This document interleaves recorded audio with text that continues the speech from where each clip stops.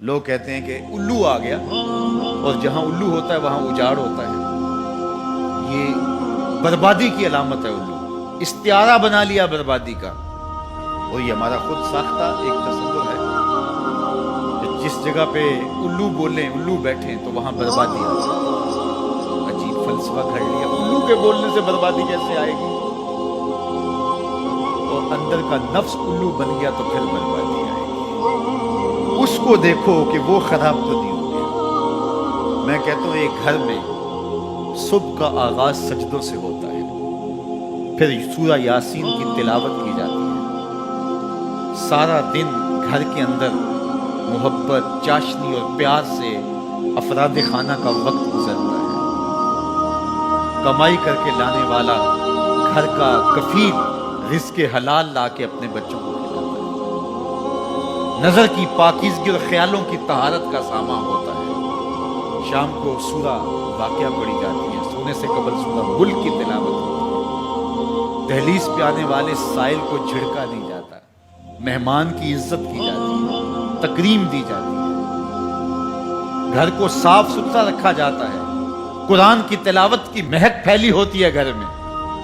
گھر کے اندر درخت پر 100 الو بھی بیٹھ جائیں، اس گھر میں بربادی نہیں آئے گی۔ اور ایک گھر میں اللہ کے حکموں کو توڑا جاتا ہے، افراد خانہ ایک دوسرے کو گالم گلوچ کرتے ہیں، قرآن کبھی کھول کے کسی نے نہیں دیکھا، سجدے کی کسی کو توفیق نہیں ہوئی، تو گھر کے اندر جو مرضی رکھ لے برکت نہیں ہوگی۔ میاں یہ تو تمہارے اعمال کا نتیجہ تھا، لیکن تم نے لگا دیا الو کے کھاتے کہ الو بیٹھ گیا، یہ سب کچھ بربادی ہوئی۔ تم نے وعدے توڑے، تم نے لوگوں کو 2 نمبر مال دیا، اس لیے تمہاری فیکٹری برباد ہوئی، اس لیے تمہاری دکان نہیں چل رہی کہ تم کہتے کچھ ہو دیتے کچھ ہو۔ ایک مرتبہ جو دھوکہ کھاتا ہے وہ دوبارہ تمہاری دکان پہ نہیں آتا۔ یہ الو کا کام نہیں ہے، یہ تمہارے نفس کے الو کا کام ہے۔ لیکن تم نے الو پہ مڑ کے کسی منحوسہ، یہ فلاں منحوسہ ہماری دکان پہ آئی صبح، آج سارا دن گاہک ہی نہیں آیا۔ کیا فلسفہ تم نے تلاشا؟ تو فرمایا ولا ہامہ، الو بھی کوئی چیز نہیں، ولا سفرا، اور نہ ہی سفر کا مہینہ کوئی چیز ہے کہ آپ سفر کے مہینے کے نام لگا کر کے کسی چیز کا انکار کرتے ہیں۔ یہ اللہ کی طرف سے ہے جو تمہیں نصیب ہوتا ہے۔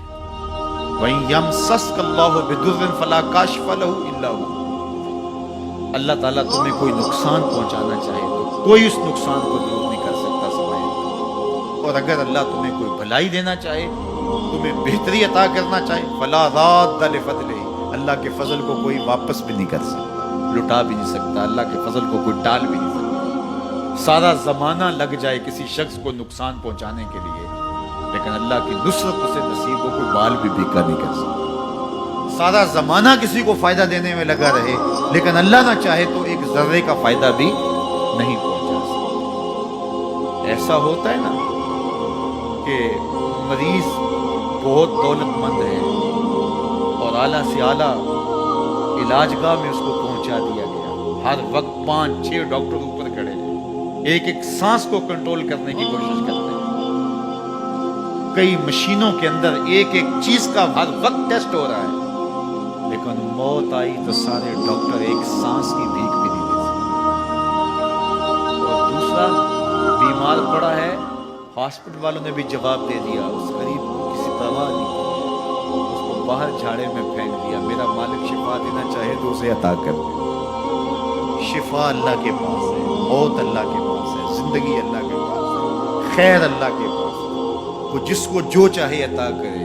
اپنے عقیدوں کو مضبوط کرو، اللہ پر توکل کرو، اللہ پر بھروسہ کرو، وہ چاہے تو ہوتا ہے، وہ نہ چاہے تو کچھ نہیں ہوتا، اس کے چاہنے سے ہے اور اس کے نہ چاہنے سے نہیں ہے۔ اس لیے اس کے چاہنے سے خیر ملتی ہے، اس کو خیر چاہے تو خیر ملتی ہے، اور اگر وہ کسی کی خیر نہ چاہے تو سارا زمانہ بھی لگ جائے